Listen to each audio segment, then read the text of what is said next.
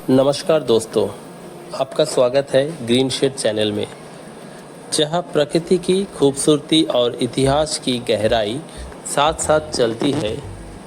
आज के वीडियो में हम आपको ले चलेंगे अंडमान तथा निकोबार द्वीप समूह के इतिहास की दिलचस्प यात्रा पर।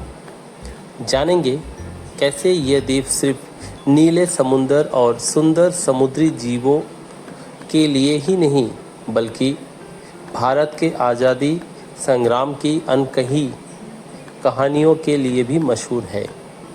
18वीं सदी के अंत और 19वीं सदी की शुरुआत में ब्रिटिश साम्राज्य ने भारत में अपनी जड़ें मजबूत कर ली थी, लेकिन उनका उद्देश्य केवल भारतीय मुख्य भूमि तक सीमित नहीं था। उन्होंने सुदूर स्थित अंडमान तथा निकोबार द्वीप समूह की ओर भी रुख किया। 1857 की क्रांति के बाद ब्रिटिश को एक ऐसे स्थान की आवश्यकता थी जहां वे विद्रोही भारतीय स्वतंत्रता सेनानियों को बंदी बनाकर दूर रख सके। ऐसे में उनका ध्यान गया बंगाल की खाड़ी में स्थित अंडमान तथा निकोबार द्वीप समूह के और जो कटा छटा रहस्यमय 58 में आदिवासी संस्कृति से लेफ्टिनेंट आर्चिबाल्ड ब्लेयर के नेतृत्व में पोर्ट ब्लेयर की स्थापना की गई। यह क्षेत्र अब ब्रिटिश पिनल सेटलमेंट यानी दंड कॉलोनी बनने जा रहा था, जहां भारत के हजारों स्वतंत्रता सेनानियों को काला पानी को सजा देकर भेजा जाता। लेकिन ब्रिटिश के इस आगमन का विरोध किया उन मूल आदिवासी जनजातियों ने जो सदियों से इन द्वीपों पर स्वतंत्रता से रहते आए हैं। 10 मार्च 1858 को ब्रिटिश सरकार ने 200 पॉलिटिकल प्रिजनर्स को अंडमान में काला पानी के सज़ा काटने के लिए भेजा गया, डॉक्टर जेपी वॉकर के साथ। ब्रिटिश के पोर्ट ब्लेयर आने के साथ साथ ही टकराव की शुरुआत हो गई। सभ्यता के नाम पर अतिक्रम और संस्कृति के नाम पर संघर्ष। यही से जन्म हुआ एबार्डीन की लड़ाई का, जो भारतीय इतिहास में आदिवासी प्रतिरोध का एक सशक्त प्रतीक बनी। जब हम एबार्डीन की लड़ाई का जिक्र करते हैं तो अक्सर यूरोप की एबार्डीन यानी स्कॉटलैंड की युद्ध की छवियाँ सामने आती है, जो 1644 तथा 1646 में लड़ी गई थी। अंडमान तथा निकोबार द्वीप समूह में लगभग 572 द्वीपों का समूह है। उनमें से केवल कुछ ही बसे हुए हैं। वर्तमान इन द्वीपों में 6 मुख्य आदिवासी समुदाय निवास करते हैं: ग्रेट अंडमानीज, ओंगीज, जारावास, शॉम्पेन्स, निकोबारीज एंड सेंटिनलीज। यह समुदाय प्रकृति के साथ सामंजस्य में जीवन व्यतीत करते आए हैं, परंतु उनका यह शांत जीवन ब्रिटिश उपनिवेशवाद की चपेट में आ गया। 17 मई 1859 के वह दिन था जब पोर्ट ब्लेयर एबार्डीन क्षेत्र में एक ऐतिहासिक युद्ध हुआ, जिसे एबार्डीन की लड़ाई कहा गया। यह युद्ध ब्रिटिश साम्राज्य और अंडमानी आदिवासियों के बीच हुआ, जो अंग्रेज़ों द्वारा अपने क्षेत्र पर अधिकार जमाने की कोशिश के खिलाफ लड़े। कन्विक्ट दूधनाथ तिवारी, जो कैदी नंबर 276 के रूप में 8 अप्रैल 1858 को पोर्ट ब्लेयर पहुंचे थे। इस पूरे युद्ध का जो मुख्य इस वीडियो में अंडमान तथा निकोबार द्वीप समूह के जो 6 आदिवासी है उसका भी जिक्र किया गया और उनका जीवनी का ऊपर भी एक प्रदर्शनी बच्चों द्वारा किया गया। अब आप जो प्रदर्शनी देख रहे हैं ये हाल ही में स्कूली बच्चों द्वारा रखे गए एक लाइव मॉडल। इसमें बैटल ऑफ एबार्डीन का जिक्र किया गया और जो मुख्य कैरेक्टर था, JP walker, Dudhnath Tiwari, aboriginal tribes तथा दूधनाथ तिवारी का आदिवासी स्त्री लीपा।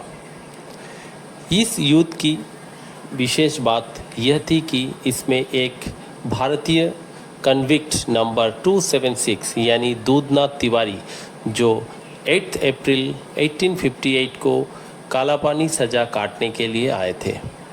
दूधनाथ तिवारी ने आदिवासियों का विश्वास जीतकर अतः ब्रिटिशों को उनकी रणनीतियाँ बता दी। इस विश्वासघात ने ब्रिटिशों को युद्ध में बढ़त दिला दी। इस लड़ाई के बाद आदिवासियों की स्वतंत्रता और संस्कृति पर गहरा आघात पड़ा। पोर्ट ब्लेयर में ब्रिटिश नियंत्रण और मजबूत हुआ और कालापानी सेलुलर जेल जैसे दमनकारी संस्थाओं की नींव पड़ी। एबरडीन की यह लड़ाई सिर्फ भूमि की नहीं बल्कि अस्मिता, स्वाभिमान और संस्कृति की रक्षा की लड़ाई थी, जो आज भी अंडमान की मिट्टी में गूंजती है। आज हम जानेंगे कैसे इस लड़ाई को एक ऐतिहासिक मोड़ दे दिया। तो चलिए अंडमान इतिहास की इस धूल भरी सच्ची कहानी को नाटकीय रूप में देखते हैं। हम इस कहानी से जानेंगे दूधनाथ तिवारी कहाँ से कब फरार हुआ, वह कैसे अंडमानीज के बीच पहुँचे, वे किस प्रकार से 1 साल 24 दिन तक उनके बीच रहे और इस बैटल ऑफ एबरडीन का जो लड़ाई हुआ वो किस प्रकार आदिवासी ने लड़ाई की। लड़ाई के बाद जो आफ्टर मैथ क्या हुआ, आदिवासी का संख्या कितना था, लड़ाई के बाद कितना रहा और एट प्रेजेंट स्टेट आइलैंड में उनका संख्या कितना है, ये हम इस वीडियो में जानेंगे। दोस्तों, अंडमान तथा निकोबार द्वीप समूह में अकॉर्डिंग टू विडल पोर्टमैन, उनके अनुसार ग्रेट अंडमानीज के ही जुड़े हुए थे 10 आदिवासी। उनमें से अभी निग्रोटो के 4 बचे हैं और 2 मंगोलाइट रेस से बचे हुए हैं अंडमान निकोबार द्वीप समूह में। तो आज हम आपको लेके जाएंगे एक नाटकीय रूप में बैटल ऑफ एबरडीन की लड़ाई, जो स्कूली बच्चों द्वारा प्रस्तुत किया गया, उसे हम दिखाएंगे। दूधनाथ तिवारी 23 अप्रैल 1858 को वे 90 साथी का साथ रॉस आइलैंड से फरार हो गए। उनका एक मित्र था जिन्होंने कहा कि अगर आप सामने का जंगल से 10 दिन चलेंगे तो चलने से आप बर्मा पहुंच जाएंगे। इस इरादे से वो फरार हो गए, लेकिन 13 दिन चलने के बाद चौथा दिन में वे 100 से अधिक आदिवासी ने उन्हें घेर लिया और उन्हें मार गिराए। लेकिन उनकी किस्मत अच्छा था कि वे बच गए। उसके बाद अपने बॉडी जेस्चर के माध्यम से वे बताए कि उन्हें ना मारे, छोड़ दिया जाए।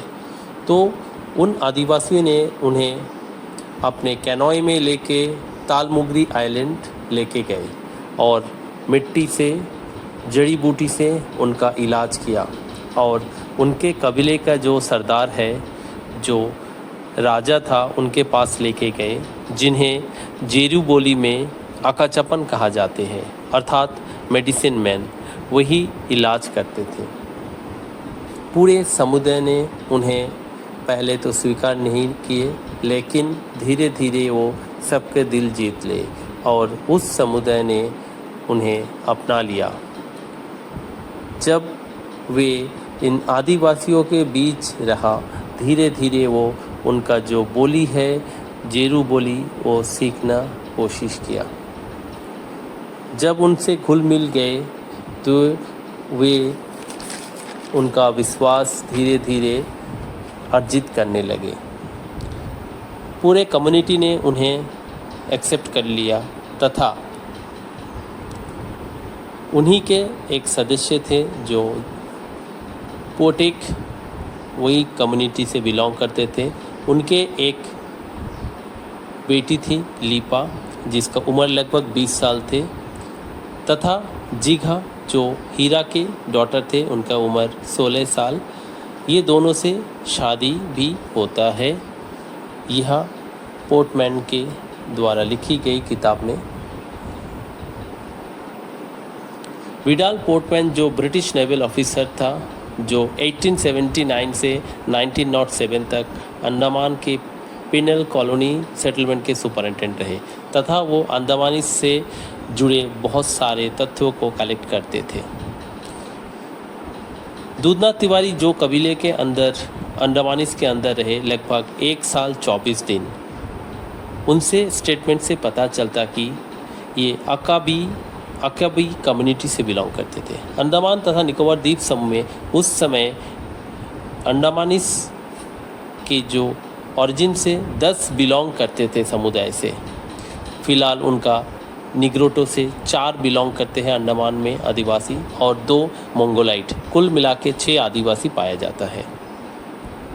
दूधनाथ तिवारी को एक्सेप्ट किया और उनके कम्युनिटी ने उन्हें भरपूर स्वागत किया तथा लीपा के साथ जो पारंपरिक विवाह है वो भी संपन्न हुआ था।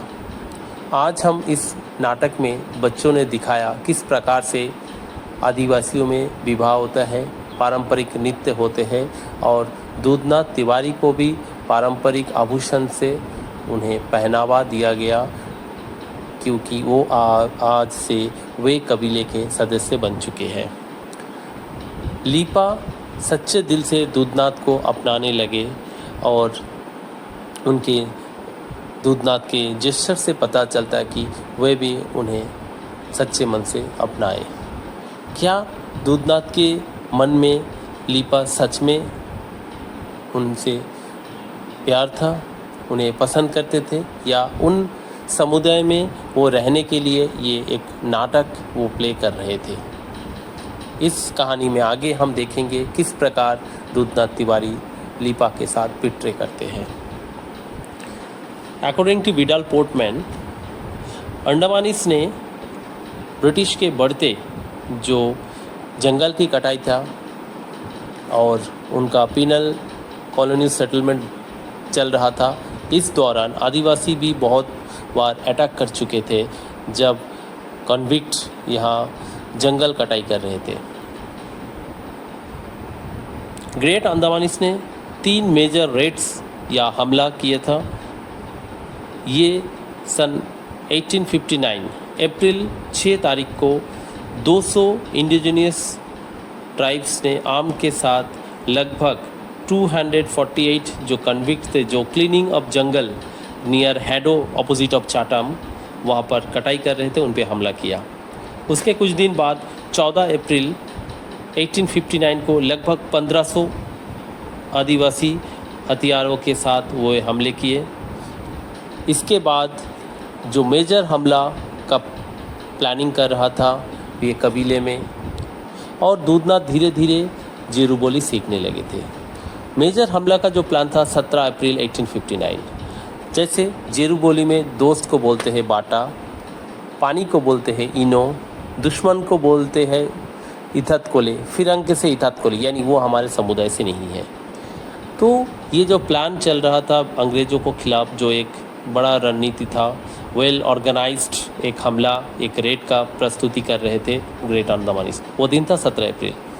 दूधनाथ तिवारी जब अकेला होता था वो सोचता था किस प्रकार से वो इन आदिवासियों के चंगुल से बचे। आगे हम बताएंगे, उसके पहले यहाँ पर हम दिखाते हैं ग्रेट अंडमानीज में किस प्रकार शादियाँ होता था। शादियाँ होने के बाद इस प्रकार से वो नाचते हैं, गाते हैं। एक जो म्यूजिशियन होते हैं वो बगल में खड़े होके रिदमिक वे में बजाते हैं। दूधनाथ तिवारी भी कोशिश कर रहे हैं, इसमें दिखा रहे हैं कि वो भी इस नृत्य में भाग लिए हैं और कोशिश कर रहे हैं उनके साथ गाने के लिए। ये नृत्य तो चलते रहेगा, लेकिन दूधनाथ के जो मन में था वो कुछ और ही प्लान बना रहे थे। अगर इस हमले के बारे में प्री अलर्ट जेपी वॉकर को कर दिया जाए तो इन आदिवासियों से बच के वो जा सकते तथा उन्हें मुख्य भूमि जाने का भी एक अवसर मिलेगा। ये जो बिट्रे है दूधनाथ तिवारी का, इस बैटल ऑफ एबरडीन का जो सबसे घातक सिद्ध हुए दूधनाथ तिवारी का ये बिट्रे।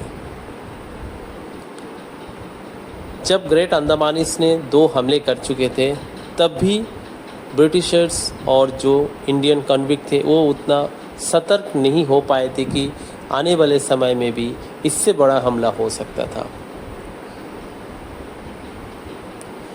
इस नृत्य के बाद दूधनाथ तिवारी उन कम्युनिटी में घुल मिल जाते हैं और 4 महीना तक दूधनाथ तिवारी को कम्युनिटी ने एक्सेप्ट नहीं किया। उन्हें कोई काम में, कोई शिकार में नहीं बुलाते थे।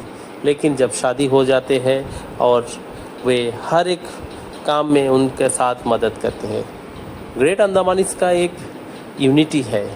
वो लोग अगर कोई नाव बनाता है, कोई व्यक्ति का है, लेकिन अगर समुदाय के लिए ज़रूरत है तो कोई भी इस्तेमाल कर सकते हैं। कोई भी आपदा आए तो ये सब मिल के लड़ते हैं।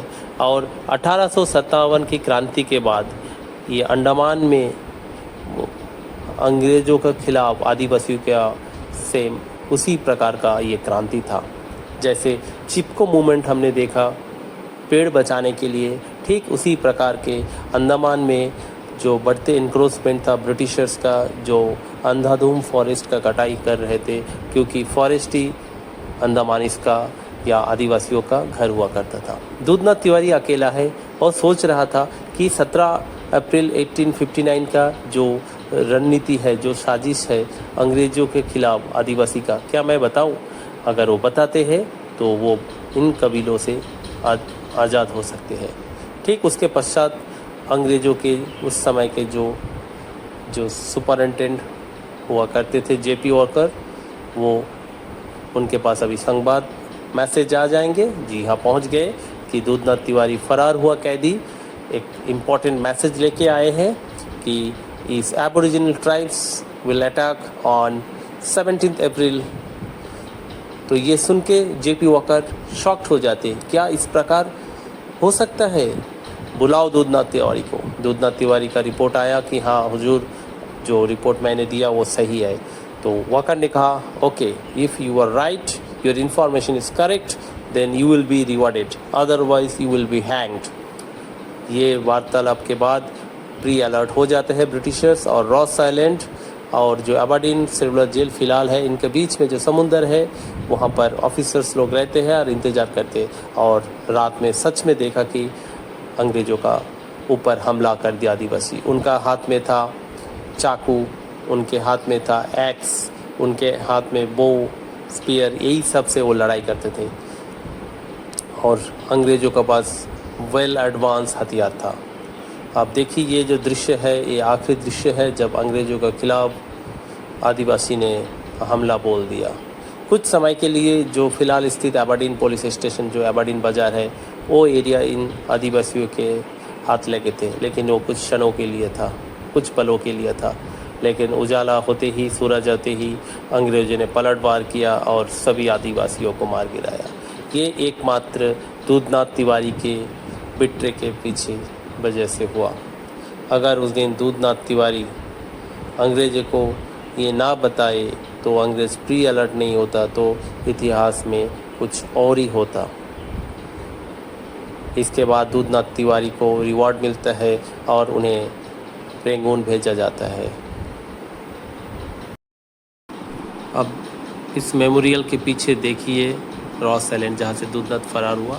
ये बैटल ऑफ एबरडीन के मेमोरियल है, जो 17 अप्रैल 1859 को जो लड़ाई हुआ उन वीर शहीदों के लिए, उनके स्मरण में 17 अप्रैल 1996 में स्थापित किया गया। हर वर्ष यहाँ पर सभी आते हैं और अंग्रेज़ों के खिलाफ जो शहीद हुए उनको नमन करते हैं, श्रद्धांजलि देते हैं। यहीं से फरार हुआ था दूधनाथ तिवारी 90 साथी के साथ। Dudhnath Tiwari was released and on the way to Rangoon in 1866, Dudhnath came to Port Blair. The officer in charge of Andamanis on Mr. Humphrey took Tiwari to the Andamanis home in a great excitement. The indigenes immediately recognized the familiar face of convict number 276. The woman abused him for deserting Lipa, who had been in final stage of pregnancy and later had a miscarriage. Tiwari remained unmoved. He made no move to meet his wife.